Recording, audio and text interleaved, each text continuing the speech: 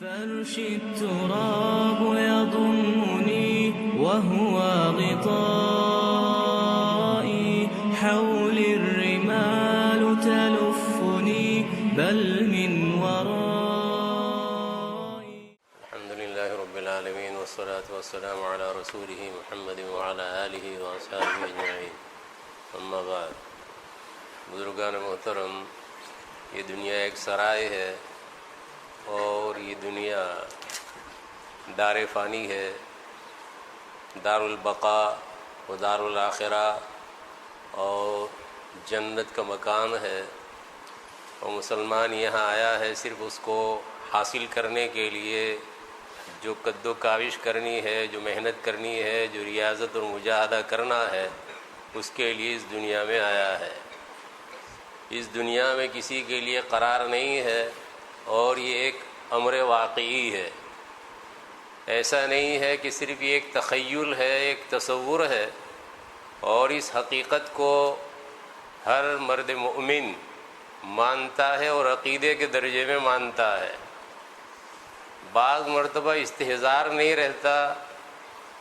غفلت کا پردہ پڑ جاتا ہے، اور دنیا میں انہماک کی وجہ سے بسا اوقات آخرت اس سے اوجھل ہو جاتی ہے۔ اور گناہوں کے صدور کی بنیاد بھی یہی ہے کہ آدمی غفلت کے نتیجے میں، انہماک فی الدنیا کے نتیجے میں، دنیا کے جھمیلوں میں مشغولی اور مصروفیت کے نتیجے میں آخرت سے غافل ہو کر گناہوں کا ارتکاب کر لیتا ہے۔ لیکن جب اسے احساس ہوتا ہے تو پھر وہ رب تبارک و تعالیٰ کی طرف انابت کرنے والا اور رب تبارک و تعالیٰ کی طرف توجہ کرنے والا بن جاتا ہے، اور رب تبارک و تعالیٰ کا قرب حاصل کرنے والا مقرب بندہ بن جاتا ہے۔ اگر اس دنیا میں کسی کے لیے قرار ہوتا تو نبی اکرم صلی اللہ تعالیٰ علیہ وسلم کے لیے لو کان فی الدنیا لساکنوا لکان فیہا رسول اللہ مخلدا وما احد ینجو من الموت سالما وسهم المنایا قد اصاب محمدا صلی اللہ تعالی علیہ وسلم۔ بدنیا گر کسے پائندہ بودے ابو القاسم محمد زندہ بودے۔ دنیا میں اگر کوئی پائندہ اور ہمیشہ ہمیشہ رہنے والا ہوتا تو ابو القاسم محمد صلی اللہ تعالی علیہ وسلم اس دنیا میں ہمیشہ ہمیشہ رہتے، لیکن آپ علیہ الصلاۃ والتسلیم کو بھی اس دنیا کو ترک کرنا پڑا، چھوڑنا پڑا، اور ظاہر اعتبار سے اگر دیکھا جائے تو کلفت اور مشقت برداشت کرنی پڑی۔ موت کے موقع پر جو سختی ہوتی ہے اس سختی کو جھیلنا پڑا۔ نبی اکرم صلی اللہ تعالی علیہ وسلم کے مرض الوفات کے موقع پر ایک برتن رکھا ہوا ہے، پانی اس میں بھرا ہوا، اور نبی اکرم صلی اللہ تعالی علیہ وسلم اپنے دست مبارک کو اس میں ڈال رہے ہیں، اور آپ علیہ الصلاۃ والتسلیم اپنے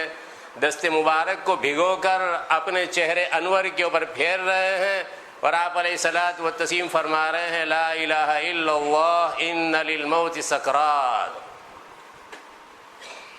یہ نہیں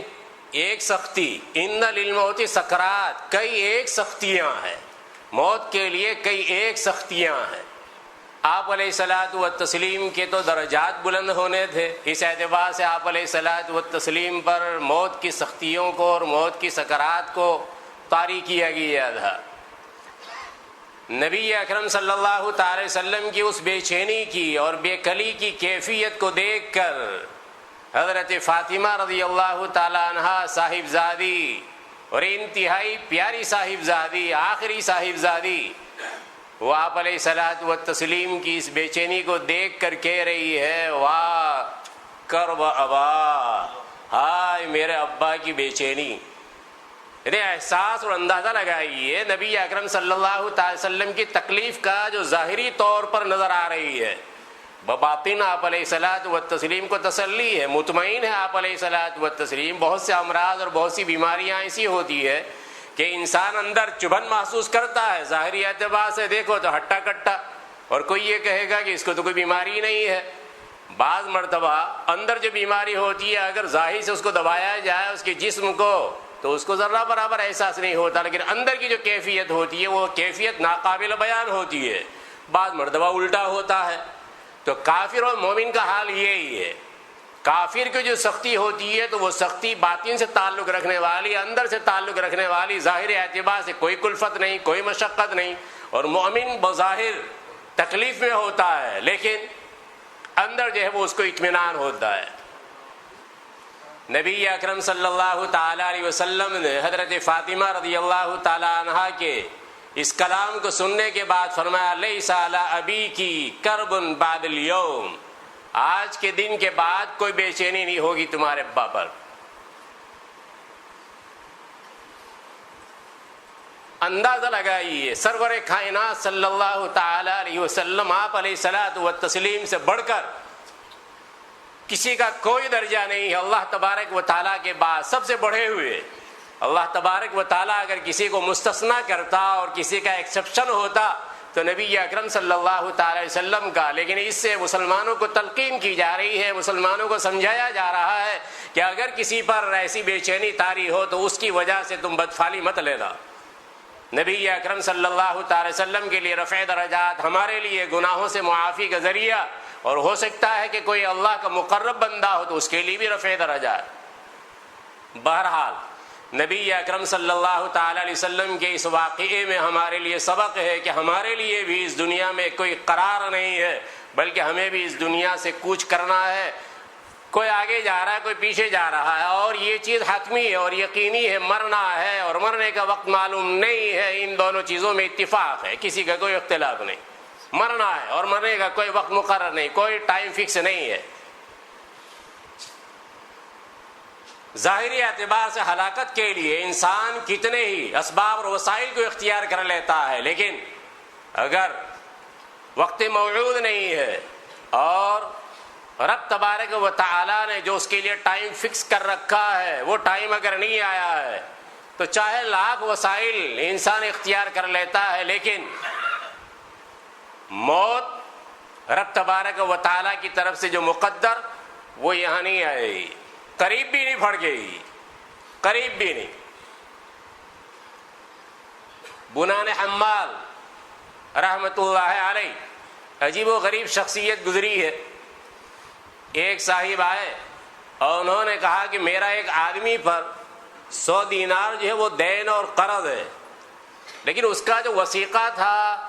اور جس کاغذ پر لکھا ہوا تھا وہ کاغذ جو ہے وہ ضائع ہو گیا ہے، کہیں چلا گیا، گم ہو گیا، اور مجھے یہ خطرہ ہے کہ وہ آدمی انکار کر دے گا کہ نہیں ہمارا تو کوئی معاملہ ہوا ہی نہیں، تو آپ سے میں دعا کی التجا کے لیے آیا ہوں، دعا کی درخواست کے لیے آیا۔ تو حضرت نے فرمایا کہ دیکھو بھائی،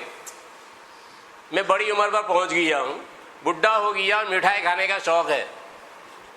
تو آپ ایسا کرو کہ مٹھائی لے آؤ، پھر اس کے بعد دیکھتا ہوں، دعا کرتا ہوں تمہارے لیے۔ اب وہ آدمی گیا اور آدمی جب وہاں حلوائی کی یہاں پہنچا تو اس نے یہ دیکھا کہ جس کاغذ میں وہ حلوہ دے رہا ہے وہ انڈیا، پاکستان، بنگلہ دیش میں ایسا ہوتا ہوگا، جو کاغذ ردی قسم کے ہوتے ہیں اس کے بھی فروخت کرتے، اس کے بھی پیسے کسی نہ کسی طریقے پر حاصل کیے جاتے ہیں۔ تو وہ جو کاغذ تھا تو وہ کاغذ دیکھا کہ وہ اسی کا وثیقہ ہے، جس پر لکھا ہوا تھا یہ دین کا جو معاملہ تھا تو وہ دین والا معاملہ، وہ وثیقہ،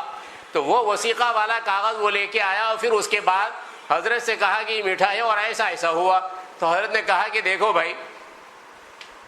آج کے زمانے کا اگر کوئی ہو ڈائبٹکس والا تو کہا کہ ویسے بھی ڈائبٹکس ہے۔ انہوں نے یہ کہا کہ بھائی تمہارا کام ہو گیا، بس یہ حلوہ اور مٹھائی جو ہے اپنے بچوں کو کھلا دو۔ اب یہ کہ رب تبارک و تعالیٰ کا نظام دیکھو، اور رب تبارک و تعالیٰ نے ان کے دل میں جو بات ڈالی ہے کہ یہ مٹھائی میں منگواؤں اور اس کے نتیجے میں اس کا وثیقہ اور اس کا کاغذ اس کو حاصل ہو جائے گا، اس کے نتیجے میں اس کا کام بن جائے گا۔ رب تبارک و تعالیٰ کی طرف سے ایک انتظام ہو رہا ہے ان کے قرب کے نتیجے میں، رب تبارک و تعالیٰ کی یہاں ان کا وہ مقام ہے، وہ درجہ ہے۔ قاضی عبید اللہ نے بعض مرتبہ آدمی یہ خیال کرتا ہے کہ یہ میری نہیں مانتا تو پریشان کرنے کی کوشش کرتا ہے الگ الگ انداز سے، تو یہ قاضی عبید اللہ جو پیچھے پڑا ان کے اور 7 کوڑے لگوائے۔ اس موقع پر بنان حماد رحمۃ اللہ علیہ شاید سبق سکھانے کے لیے کہہ رہے ہیں حبسک اللہ بکل درہ سنہ، اللہ تجھے ہر کوڑے کے بدلے میں 1 سال جو ہے جیل خانے میں ڈالے۔ چنانچہ ابن طولون کا مقرب لیکن جیل خانے میں ڈالا گیا اور 7 سال تک وہ جیل خانے میں رہا قاضی۔ ایک مرتبہ ابن طولون ہی کو کوئی معروف اور بھلائی کی بات کہی، نالا اور ناراض ہوا اور اس کے نتیجے میں کہا کہ درندے کے سامنے ڈال دیا جائے۔ درندے کے سامنے ڈالا گیا، درندے نے سونگا اور پھر اس کے بعد درندہ چلتے بنا۔ مجھے یہی ذکر کرنا تھا کہ اگر وقت اجل نہیں آیا ہے تو اس صورت میں چاہے لاکھ تدابیر انسان کرے، اور یہاں جو بادشاہ ہے، اور بادشاہ بھی زور آور بادشاہ آج کے زمانے کا نہیں، زور آور بادشاہ ہے، اور وہ درندے کے سامنے ڈلوا رہا ہے، درندہ آیا بھی سونگ کے وہ چلا گیا۔ کسی نے بعد میں ان سے پوچھا کہ اس موقع پر تمہارے دل پر کیا گزر رہی تھی؟ تو کہا کچھ نہیں، درندے کے جھوٹے کے بارے میں کہ درندہ اگر کسی برتن میں منہ ڈال دے تو اس کی وجہ سے فقہا کا اور ائمہ کا کیا اختلاف ہے، وہ اختلاف میں سوچ رہا تھا۔ بظاہر موت کا سبب تھا یہ درندہ، اور بھوکا رکھا گیا تھا، پھر اس کے بعد ڈالا گیا تھا ان کے سامنے، لیکن رب تبارک و تعالیٰ کی طرف سے وہ موعود ٹائم نہیں آیا تھا، وقت نہیں آیا تھا، چلتے بنا وہ۔ محمد ابن یحییٰ ان کا لقب ہی ہو گیا تھا حامل و کفن، یعنی کفن کا اٹھانے والا۔ ان کو قبر میں رکھ دیا گیا، یعنی انتقال ہوا، غسل دیا گیا، نماز جنازہ پڑھی گئی، پھر اس کے بعد دفن کیا گیا۔ اب کفن چور جو ہے نباش، وہ کفن چور آیا، اور جب کفن چور نے مٹی ہٹائی، اور مٹی ہٹانے کے بعد اب ان کا کفن نکالنے لگا، اس موقع پر یہ بیٹھ گئے تو وہ بھاگا۔ اب اس کے بعد وہ کفن کو اٹھایا، ایک سے تو سطر کو ڈھانک رکھا ہے، اور پھر اس کے بعد کفن کو اٹھایا، اور کفن کو اٹھا کے آئے اپنے گھر، اور گھر والے جو ہے وہ رنج و غم میں ہیں۔ دروازہ کھٹکھٹایا، پوچھا کون؟ تو نام لیا کہ میں فلان۔ تو کہا کہ تمہیں شرم نہیں آتی؟ ہمارا مذاق اڑا رہے ہو، ہم پر جو مصیبت آئی ہے اس مصیبت کا تمہیں احساس نہیں ہے، اور تمہیں جو ہنسی کی پڑی ہے۔ تو کہا واللہ انی فلان، اللہ کی قسم میں فلاں ہوں، نام لے کے کہا میں فلاں ہوں۔ تو پھر اس کے بعد ہاں آواز تو ہی معلوم ہو رہی ہے، پہلے تو اگر آواز سنی بھی ہے تو احساس نہیں، رنج و غم کے نتیجے میں، اس کے غلبے کے نتیجے میں۔ اب اس کے بعد جب قسم کھائی، دروازہ کھولا، رنج و غم جو ہے وہ خوشی میں تبدیل ہو گئی ہے۔ ابھی کیا ایسا ہو سکتا ہے کہ نہیں ہو سکتا؟ آج کے زمانے میں بھی ہو سکتا ہے، جدید ٹیکنالوجی کے باوجود ایسا ہو سکتا ہے کہ ڈاکٹر کو احساس نہ ہو اور مشین جو ہے اس کو بھی اندازہ نہ ہو، ایسا ہو سکتا ہے۔ بعض مرتبہ ایک حبس کی کیفیت ہوتی ہے، اور اس کے نتیجے میں ڈاکٹر جو وہ تجویز کر لیتے ہیں کہ یہ مر گیا، لیکن وہ مرا ہوا نہیں ہے، سکتہ طاری ہوا ہے اس کو۔ تو ویسی سکتہ ان کو طاری ہوا تھا یہ حامل و کفن کو۔ سعید کوفی کے بارے میں مروی ہے کہ سعید کوفی کو غسل دیا گیا، قبر کے پاس لے جایا گیا، لیکن جب قبر میں اتار رہے تھے اس موقع پر کچھ حرکت ہوئی، اس کے نتیجے میں ان کو کھولا گیا، تو آرام سے وہ چلتے ہوئے گھر آئے۔ پہلا واقعہ جو ہے وہ ابو بکر خطیب نے نقل کیا ہے، دوسرا واقعہ ابن الجوزی نے نقل کیا ہے۔ میں یہ عرض کر رہا ہوں کہ اللہ تبارک و تعالیٰ کی طرف سے اگر وقت مقرر نہیں ہے تو آدمی اپنے اعتبار سے اگر کچھ کوشش کر رہا ہے اپنی جان کو ہلاکت میں ڈالنے کے لیے، جو کچھ اسباب ہو سکتے ہیں ان اسباب کو اختیار کرتا ہے، پھر بھی موت نہیں آتی ہے۔ لیکن جب وقت مقرر آتا ہے تو پھر بظاہر کوئی بیماری نہیں، فکم من صحیح مات من غیر علت وکم من مریض عاش دہرا الی دہری، کہ بہت سے بیڑی خالی نہیں کرتے ہیں ہسپتال میں، اور بہت سے نوجوان اور تندرست صحیح سالم اور ہیلتھی وہ راہی الی البقاء ہو جاتے ہیں، دار بقا کی طرف چلنے والے ہو جاتے ہیں۔ ضرورت اس بات کی ہے، جانے والا جاتا ہے، ہمیں وہ ایک سبق دے کر جاتا ہے اور نمونہ بن کے جاتا ہے۔ وَإِذَا حَمَلْتَ إِلَى الْقُبُورِ جَنَازَةً فَاعْلَمْ بِأَنَّكَ بَعْدَهَا مَحْمُولُ،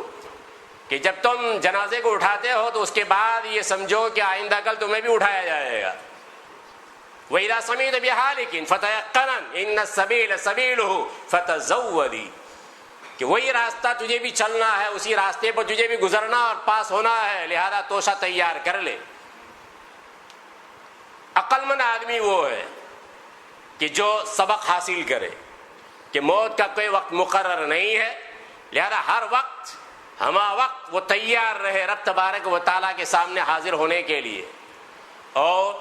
مادیات میں پڑھنے کے بعد بعض مرتبہ غفلت اس انداز سے طاری ہو جاتی ہے کہ آدمی کا طور و طریق یہ بتلاتا ہے اور آدمی کا عمل یہ بتلاتا ہے گویا آخرت میں اسے جانا ہے ہی نہیں اور مرنا ہے ہی نہیں۔ لیکن یہ طریقہ غیروں کا ہو سکتا ہے، مسلمان کا نہیں، لہذا مسلمان کو ہر ایسے موقع پر عبرت حاصل کرنی چاہیے اور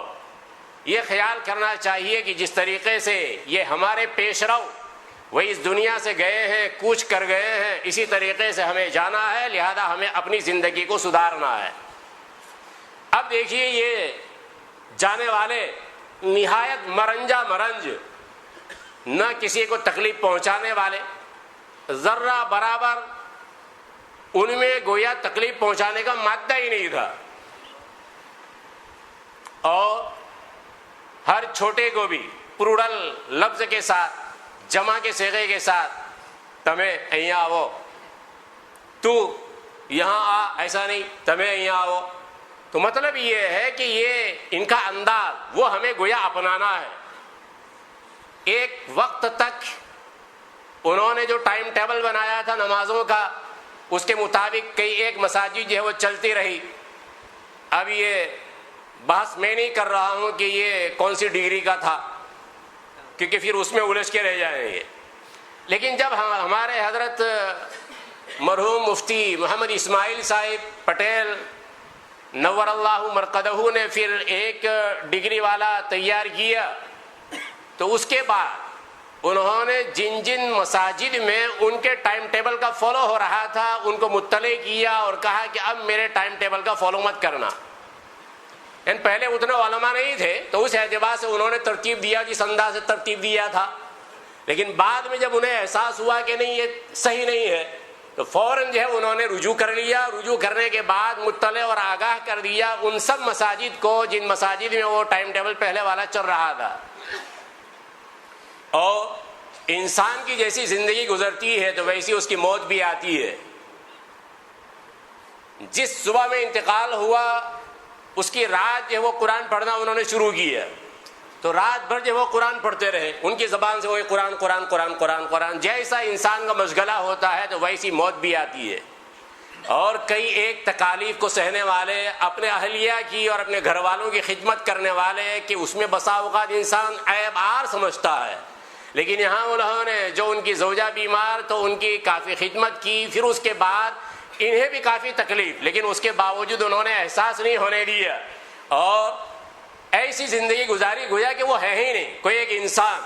اور بعض تو ایسے ہوتے ہیں کہ جو انسان کی شکل میں خار اور کانٹے ہوتے ہیں اور مار اور سانپ وہ بھی آستین کے سانپ ہوتے ہیں، لیکن یہاں ان کا حال دیکھیے کہ گویا ہمارا یہ پورا کلیپٹن بلکہ پہلے جو ہے وہ مخلوط تھا، اس زمانے میں بھی